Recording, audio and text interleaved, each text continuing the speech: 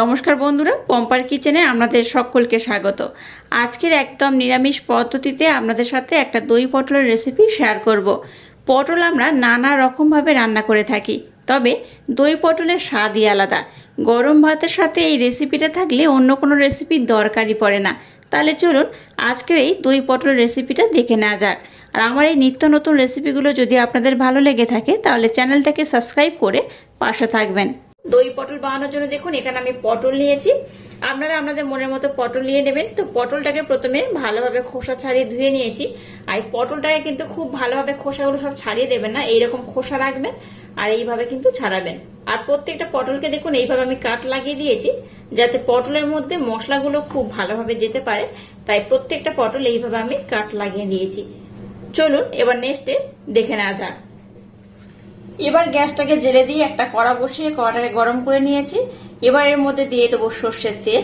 আপনারা চাইলে এখানে সাদা তেলও ব্যবহার করতে পারেন। তেলটাকে প্রথমে একটু ভালোভাবে গরম করে নেব। তেলের মধ্যে দিয়ে দেবো একটু হলুদ গুঁড়ো, দিয়ে দেবো সামান্য পরিমাণে লবণ। এবার যে পটলগুলোকে আমি খুব ভালোভাবে কেটে ধুয়ে রেখেছি সেগুলো এখানে দিয়ে দেবো। এবার পটলগুলোকে আমি খুব ভালোভাবে ভেজে নেব।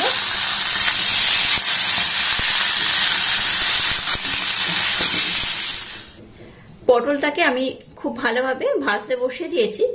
পটলটাকে ভাজতে বসিয়ে দিয়ে এখানে একটা স্পেশাল মশলা আমি বানিয়ে নেব। তার জন্য দেখুন এখানে আমি 2 চামচের মতো টক দই নিয়ে নিয়েছি।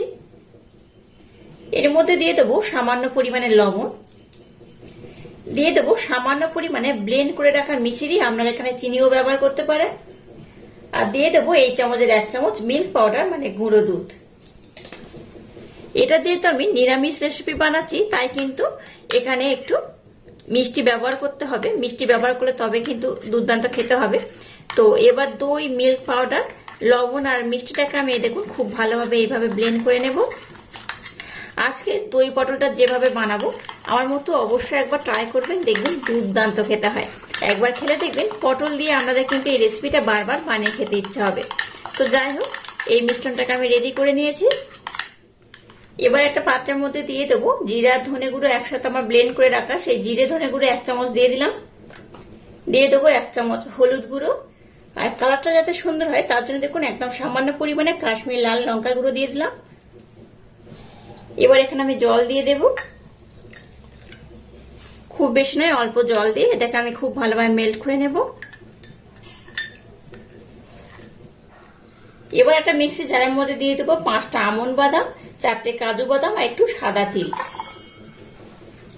দিয়ে দেবো 3টে কাঁচা লঙ্কা, একটু আদার টুকরো। এবার এই শুকনো উপকরণটাকে আমি একটু ভালোভাবে ব্লেন্ড করে নেব। পটলগুলোকে দেখুন আমি বেশ একটু লাল লাল করে ভেজে নিয়েছি আর ভালোভাবে কিন্তু ভাজা হয়ে গেছে দেখে বুঝতেই পারছেন। এবার এই ভেজে নেওয়া পটলগুলোকে আমি উঠিয়ে নেব। আবার এখানে আমি সামান্য পরিমাণে সর্ষের তেল দিয়ে দেবো, খুব বেশি নয়। যেহেতু পটলগুলো আমি তেল দিয়ে ভেজেছি তাই এখানে অল্প করেই তেল দেব। তেলের সাথে দিয়ে দেবো 1/2 চামচ ঘি।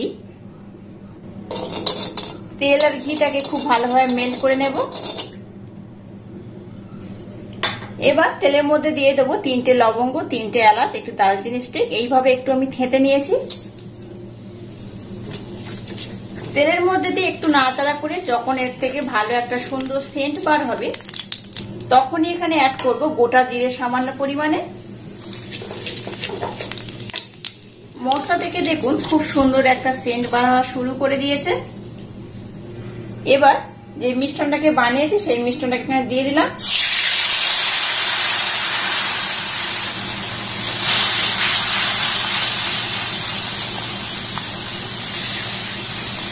এই পর্যায়ে গ্যাসের ফ্লেমটাকে লো রেখে এটাকে আমি একটু ভালোভাবে নাড়াচাড়া করে কষে নেব। মশলাটাকে একটু কষার পর এখানে আদা কাজু বাদাম দিয়ে যে পেস্ট বানিয়েছিলাম সেটা এখানে দিয়ে দেব। সম্পূর্ণটা এখানে আমি ব্যবহার করে নেব। আবারও গ্যাসের ফ্লেমটাকে লো রেখে সমস্ত উপকরণ একটু ভালোভাবে আমি কষে নেব। এই মশলাটাকেও আমি খুব ভালোভাবে কষে নিয়েছি। এবার এর মধ্যে আমি পটলগুলোকে দিয়ে দেব।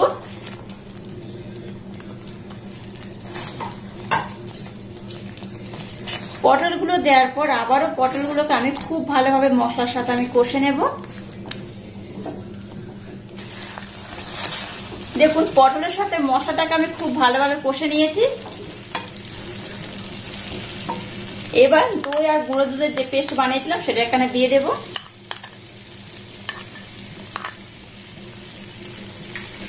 দিয়ে দেবো স্বাদ মতো লবণ। লবণটা আপনারা টেস্ট করে ব্যবহার করবেন, যেহেতু আগে আমি লবণ ব্যবহার করেছি তাই এখানে অল্প করে লবণ দিয়ে দিয়েছি। এবার এই দইটার সাথে আবার সমস্ত উপকরণ খুব ভালোভাবে আমি নাড়াচাড়া করে কষে নেব। এবার এটাকে ঢাকা দিয়ে 2 থেকে 3 মিনিটের জন্য আমি রান্না করে নেব। দেখুন মশলা থেকে কিন্তু তেল ছাড়তে শুরু করে দিয়েছে, দেখেছেন কত সুন্দর হয়েছে। এটাকে কিন্তু আমি বেশ মাখো মাখো করে কষে নিয়েছি। এই পর্যায়ের মধ্যে দিয়ে দেবো গরম জল। গরম জলটা দেওয়ার পর আবার সমস্ত উপকরণ একটু ভালোভাবে নাড়াচাড়া করে একটু মাখো মাখো করে আমি রান্না করে নেব। অবশ্যই এটাকে ঢাকা দিয়ে করবেন, তাহলে কিন্তু খুব ভালোভাবে পটলগুলো সিদ্ধ হয়ে যাবে আর খেতেও দুর্দান্ত হবে।